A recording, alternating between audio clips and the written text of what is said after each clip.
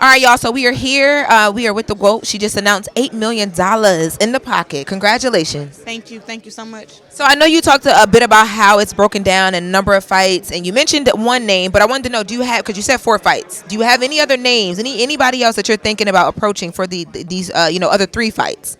It's so many people that I can think of because I can go up and down, up in the weight divisions. Right now, I think my next fight will be up at heavyweight. I think my next two will be at heavyweight, which is 175. And like I said, I would love to have a fight with Michaela Mayer up at 160, 154. And it's other girls to fight. You know, we got French on Cruz, Shadesha Green, Shay Keneally, Danielle Perkins. Did I say Michaela Mayer already? Yeah, like, it's some good competition out there, but I've already beat whoever they consider the best, but now these girls are who they consider the best now, so I guess I'll have to fight against them. Because you've already beat who everyone considers the best, right? Did you ever think about retiring early? You said 38 earlier. Did you ever think about doing it earlier than 38? I thought about retiring this year, earlier in the year. Just when I was before I became a free agent, I just kind of was learning like how the boxing business is, and I kind of was like, I don't like it. Like, I have to be like very strategic and gotta watch this and gotta watch that person and gotta double check this and double check that, and it was like, all the fuck I want to do is fight. That's all I want to do. So I was really getting kind of stressed out, and then trying to negotiate how much. Like, I know how much money I should be making for a fight, which is a lot of million. You know what I'm saying?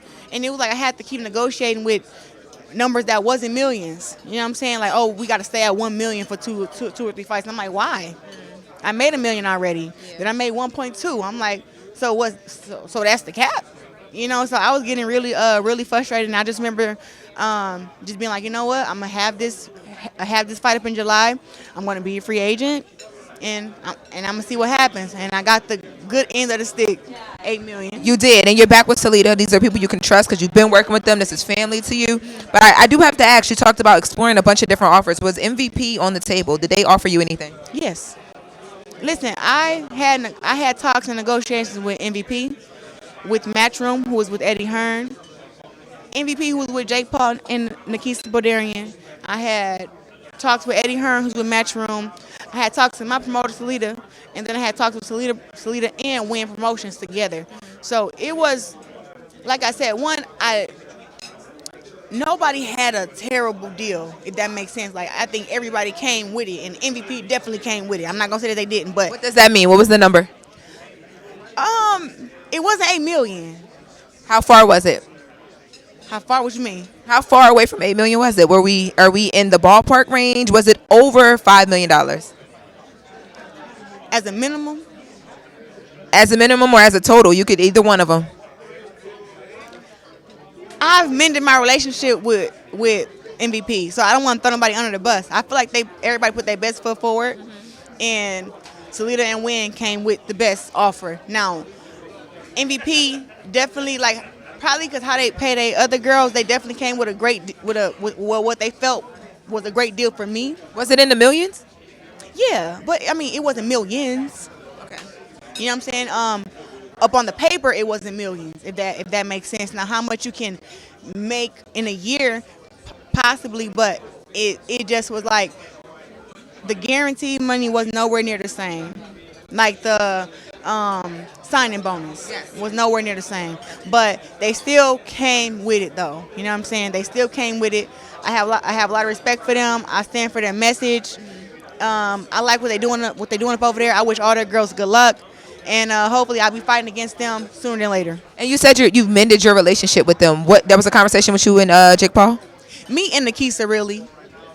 That's who I was negotiating with and talking with. And even though I didn't like him at first, talking to him and, meeting with him and, just seeing what some of the problems was and being able to talk like adults, I believe that we did get past that. Jake Paul was really excited for me to sign with MVP.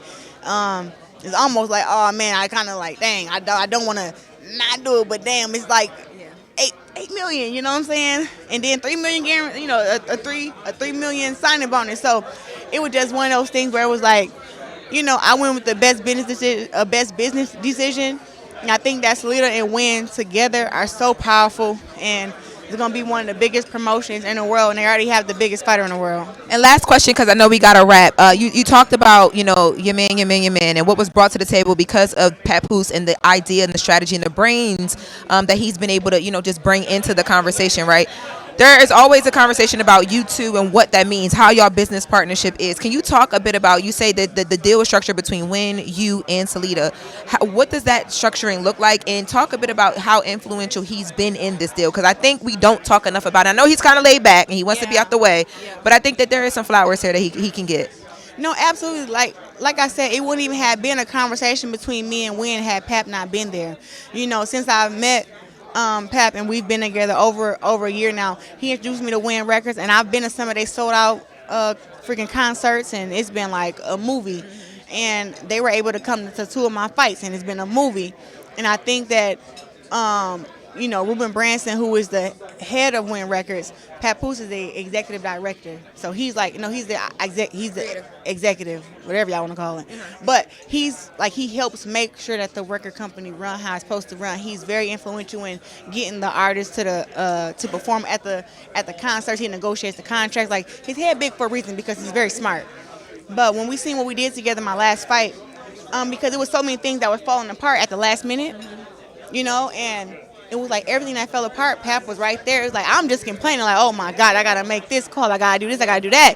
Because I'm my own, like, Salida's my promoter, but it's like I'm also a self-promoter. You know what I'm saying? Like, hey, you ain't worried about me, I'm promoting myself. Gotta be. And I just remember, like, man, I don't even know who to call for this. And I'm sitting there venting to Pap, and he like, I got it, don't worry about it. And I'm like, what? He like, I got it. And so he's calling, making sure we got the street team. Making sure we got a social media team. Like, Pap is on the phone talking to everybody, and within 24 hours it's fixed. So we seen that we did that magic together, and we sold out 16,000 fans my last fight. And after that, when it came to the negotiations and everybody contracts and stuff, Pap was at most of the meetings with me, and every time we left, I look at him and be like, wasn't enough money. Like, it's better than his stuff, but it wasn't enough money. And so it's like I knew my worth already too. And then Ruben Branson wanted to get into boxing with Win Records. And so Pap was having that conversation with him, and he just was like, so how would you feel about, Salida and Win teaming together to bring your offer? Because I told Pap, I said, Salida ain't coming with it. Like, he about to get left. I love him, but I'm about to leave him. And he's like, he started talking with both of them. Then they teamed up, and then he just hit me with a number. And honestly, anybody that knows me know I don't like relationship and business. I don't like that, because it's just like sometimes it gets messy and it get icky. And I'm like, another thought too. I think when your fans see it, it's like, it can get a little messy when it comes to love and business. But it seems like it's working well for y'all. Well, it works well because my money is my money, his money is his money. I don't know who started this rumor that he's broke, but I won't be with no broke man. Because I don't have to. I already got my own money. I got $90K on my wrist. Why would I be with a man who don't have no money? Like, that don't make no sense. But it's like he got his own money. He treats me good.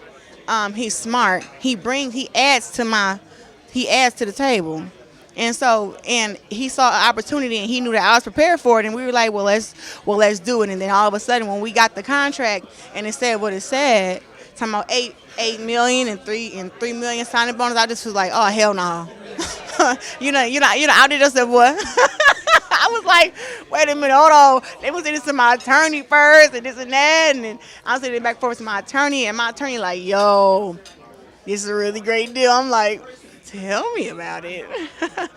$8 million for your girl. Well, congratulations. We are so proud of you. Yes, thank you so much. And it's been a crazy month. I got honored by Ebony 100 for Leader in Sports.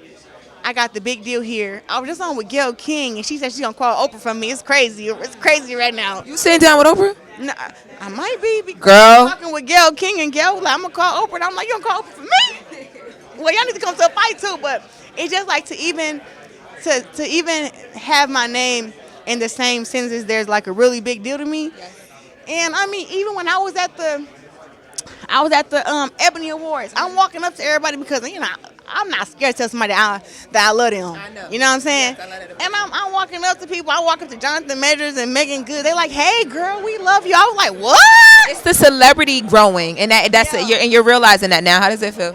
It's weird because I think I need to treat myself like a celebrity more. I kind of feel like I walk around kind of normal, and Pep I think you're doing a great job. normal. Yeah, but you're doing it. You're personable. Like Yeah. I love that you're just enjoying this, and don't think too much about it because you're doing a great job. No, I'm not, because one, nobody is really bigger than anybody. God put us all here. You know what I'm saying? I think that everybody deserves respect and love. You know what I'm saying? So I always want to do that, and I don't want to make nobody feel bad. So that I try not to. But if you come for me, Well, we gotta wrap up, okay? They met because we could talk all day. You know, we are big fans of you. Congratulations on everything, and y'all gotta come to the Breakfast Club. We need y'all together. Oh, we'll talk about it later, okay? This. I'm all down for it. But I tell you that Pap, he be for them interviews. He be like, hold up. He a little different. He way different. I got He you. old school, you know what I'm saying? Yeah. He wasn't around when they was going live and shit. Now he's like, this whole live shit is uncomfortable. I got you. Well, it's the latest with Lauren LaRosa. Thank you, Clarissa, and we will see you guys in our next wherever we take you.